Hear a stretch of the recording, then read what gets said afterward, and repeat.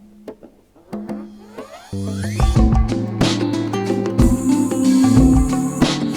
would like to welcome you to Sabbath School.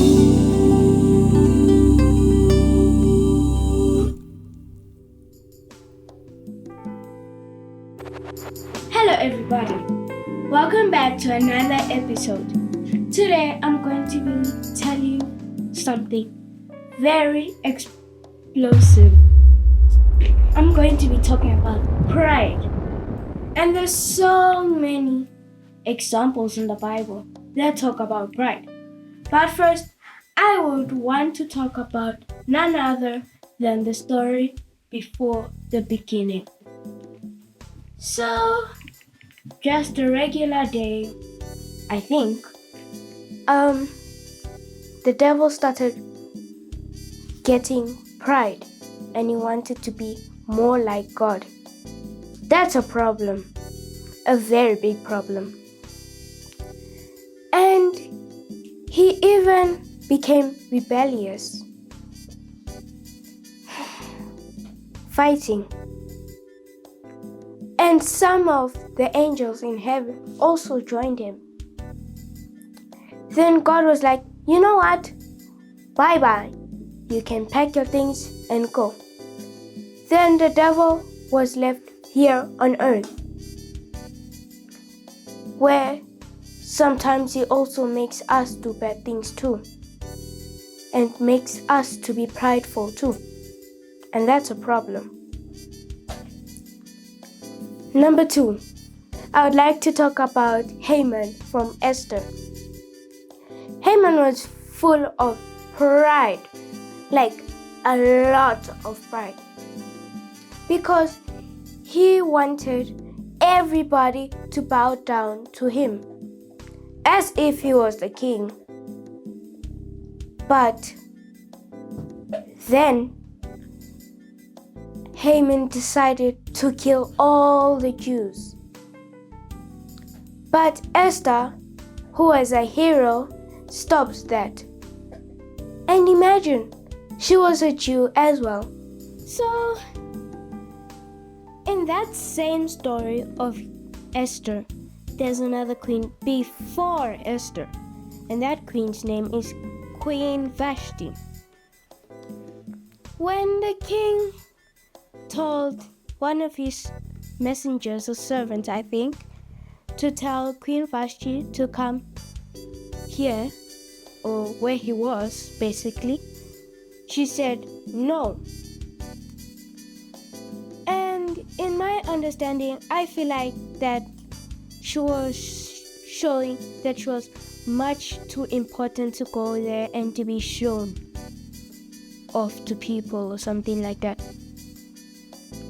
And then I would also like to talk about King Saul, the king before King David. King Saul was supposed to follow the instructions of God that obviously Samuel told it to him. And instead of killing every single animal that he was supposed to kill, he did not. He was like, oh, look at these pretty cows. Let me just keep it for myself. Such pride. He thought that the prophet would be pleased. Nope. And that is why he went to Mtagati, which is a witch. And things got crazy. And at that time, the prophet died. So he went to the witch and asked him to summon the soul or something like that, the spirit of this prophet. There we go. And it appeared. But it was not Samuel. It was the devil. You see, one thing that I learned was that in all of these examples I gave you, they lead to one thing. And that's the devil, who did all of this nonsense to the people in the Bible. And we should ask God to help us and keep the fruit of the Spirit in our hearts and plant it as a seed. And to also ask Him to give us humility so that we can be less pride. Michaela's going to come here and give you more examples. Pride comes before a fall. Bye. I don't think she has energy. But what such wise words? Now I'm going to call Uncle Fuyo to give you example. Hello, Uncle Fuyo. Hello, Michelle. How are you doing? I'm good. Glad to see that you're good. Could you please explain the definition of pride to the viewers at home? Very good question, my child. I will speak plainly in a simple language so that most people can understand. Pride is a feeling of being too important than other people around you. It takes many shapes and sizes, but it all has the same mother, which is pride. And I'm going to give you examples of how pride shows itself in certain situations and through other people as well. Sometimes you will see a very important person in a meeting, carrying a briefcase and walking around with his nose up, with a look that looks like he's worth R1 billion, and will be looking at you like this. And without speaking, they already are showing you that they are more important than you. You cannot be next to them. So they look down upon you, literally and meaningfully. I'm going to do that again, like so. Oh, that look is terrible.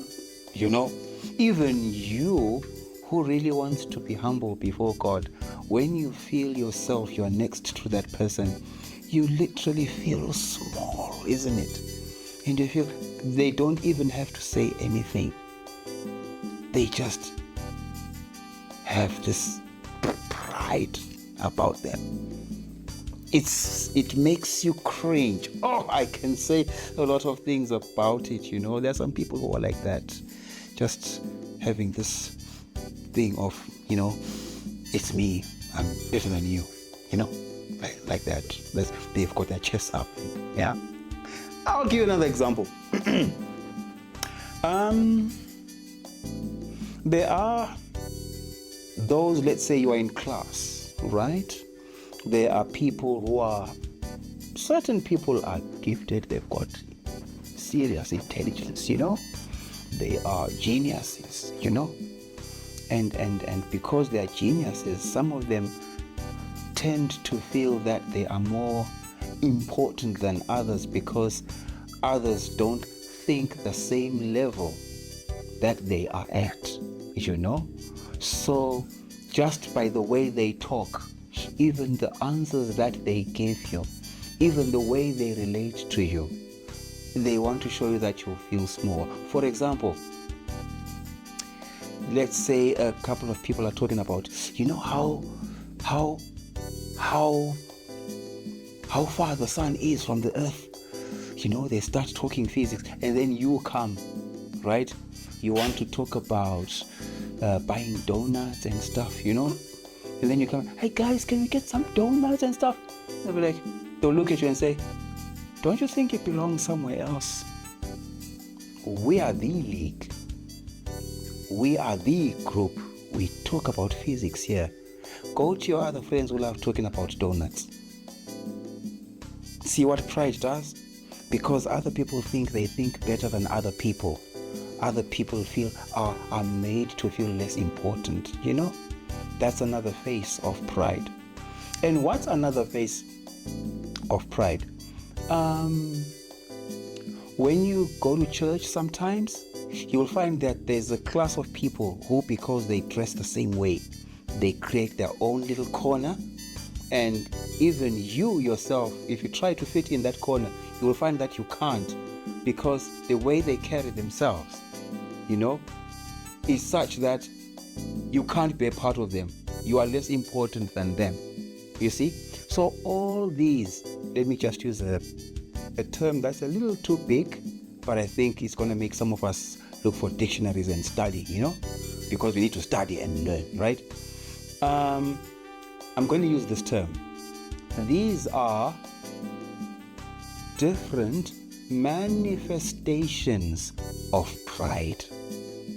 These are different ways in which pride can show itself, but they come from the same mother, which is pride. So, when the devil came down from heaven, he decided to put in the world this spirit that says, you need to be proud in your own space to show that you belong to me, you belong to my agenda. But God says, I don't like that sin. That's the sin that kicked the devil out of heaven. So in order for you to be my children, this is what I'm going to do. I'm going to give you the spirit of humility so that you can be called my children. So of all the sins that God hates pride the most. I hope I've given good examples so far, hey? Impressive. Thank you. I can't say that much stuff. Really? But I have faith in you. But I really appreciate the opportunity you've given me to cite a number of examples of what pride is and how bad it is for us and what we need to do in order to get that spirit out of us through God's help. That was Uncle for you. The fruit of the Spirit is love, joy, peace, patience, kindness, goodness, faithfulness, gentleness, and self-control. Above such thing there is no law.